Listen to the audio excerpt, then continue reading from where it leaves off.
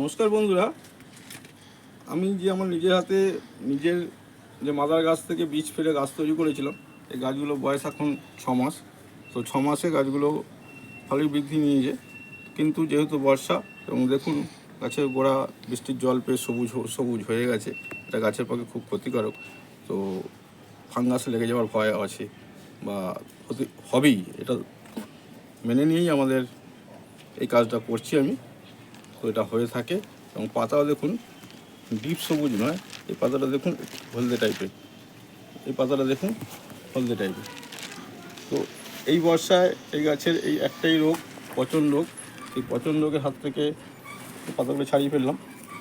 তো পচন রোগের হাত থেকে এই গাছকে বাঁচাতে আমরা ব্যবহার করব স্যাপ।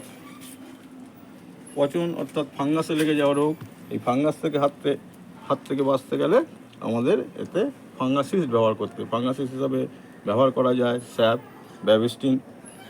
যেহেতু বর্ষা নেমে গেছে, আমাদের এই কাজটা অবশ্যই খুব শীঘ্রই করতে হবে। এবং আমি দেখতে পাচ্ছি যে ছোট গাছগুলো পচন আসছে।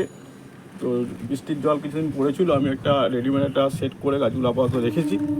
তাই 7-8 দিন আগে আমি স্যাপ ব্যবহার করেছিলাম, সম্ভবত সেবার ব্যাবিস্টিন ব্যবহার করেছিলাম। এবার আমি স্যাপ ব্যবহার করে দেখাচ্ছি। তো স্যাপ নেবো 1 লিটার জলে 2 গ্রাম, সেই 1 লিটার জলে 2 গ্রাম হিসাবে সমস্ত গাছগুলোতে এই স্যাপ ব্যবহার করব। তো স্যাপ হলো পচনের হাত থেকে যে কোনো গাছকে বাঁচানোর জন্য একটা মূল্যবান ফাঙ্গাসিস্ট। তো স্যাপের জায়গায় ব্যাবিস্টিনও ব্যবহার করতে পারেন, সেক্ষেত্রে 1 লিটার জলে 1 গ্রাম হিসাবে ব্যবহার করবেন।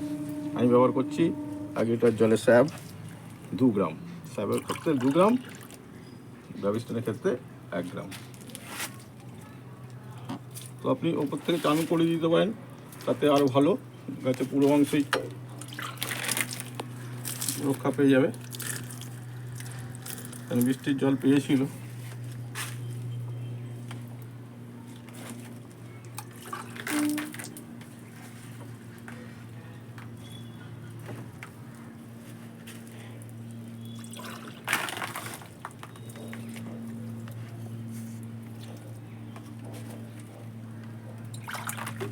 এইভাবে সমস্ত গাছগুলি দিয়ে দিলাম।